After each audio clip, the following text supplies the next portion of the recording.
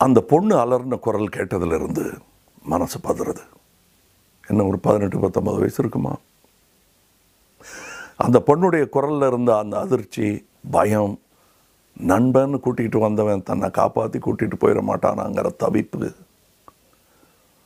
கண்ணை மூடுற ஒவ்வொரு நொடியும் திரும்ப திரும்ப காதில் கேட்குது. நிர்பயாக்கு நடந்த கொடுமையை எதிர்த்து ஊர் உலகமே ஒன்றா திரண்டப்ப தமிழக முதல்வர் ஒரு அறிக்கையை விடுறாங்க. பெண்களுக்கு எதிரான பாலியல் குற்றங்கள் கொடூர குற்றங்களாக கருதப்பட்டு உயர்மட்ட போலீஸ் அதிகாரிகள் விசாரணை நடத்துவார்கள் அப்படின்னு.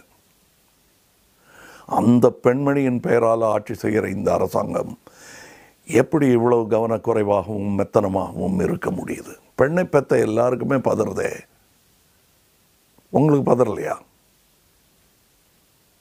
குற்றம் சாட்டப்பட்டவர்களுக்கும் கட்சிக்கும் எந்த தொடர்பும் இல்லைன்னு சொல்றதில் இருக்கிற மும்முரம், குற்றம் சாட்டப்பட்டவர்களுக்கு தண்டனையை தமிழக அரசாங்கம் உறுதி செய்யும்னு பொதுமக்கள் கிட்ட சொல்றதில் இல்லையே.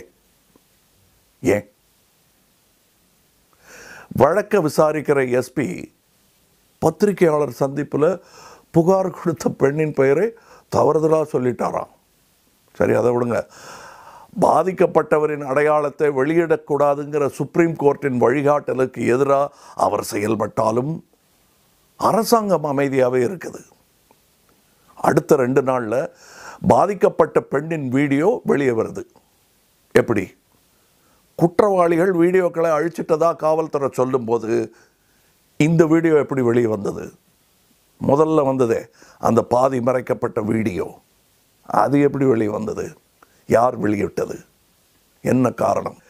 பெண்களின் பாதுகாப்பை உறுதி செய்கிறேன்னு சொன்ன தலைமையை பாக்கெட்டில் ஃபோட்டோவை வச்சிருக்கிற நீங்கள் பெண்களுக்கு எதிராக நடக்கிற இந்த அநியாயத்துக்காக என்ன பண்ணியிருக்கீங்க? நான் சொல்லட்டுமா?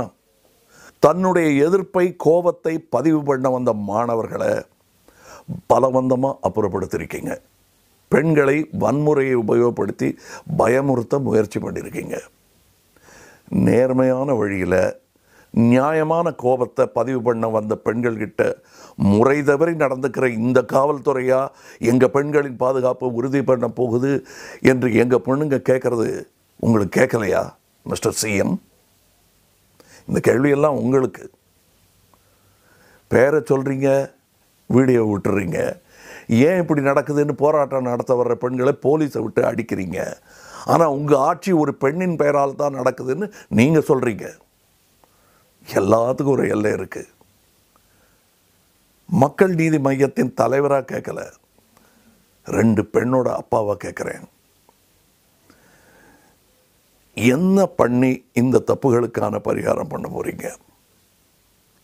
எந்த பொண்ணும் புகார் கொடுக்க வரக்கூடாதுன்னு வீடியோ வெளியிட்டு மிரட்டுறீங்களோன்னு பயப்படுற சகோதரிகளுக்கு என்ன பதில் சொல்ல போகிறீங்க? கட்சி பாகுபாடுகள் எல்லாத்தையும் தாண்டி இந்த கொடூரமான காரியத்தை செஞ்சவங்க மேலே இந்த அரசாங்கம் எடுக்க போகிற நடவடிக்கை நீங்கள் கொடுக்குற தண்டனை மட்டும் இல்லை, பெண்களுக்கு எதிரான கொடுமையை எவனாவது செஞ்சால் அரசாங்கம் விடாதுங்கிற நம்பிக்கையும் தான். எப்போ செய்ய போகிறீங்க? இன்னும் எதுக்காக காத்துட்ருக்கீங்க? எலெக்ஷன் முடியட்டும்னா.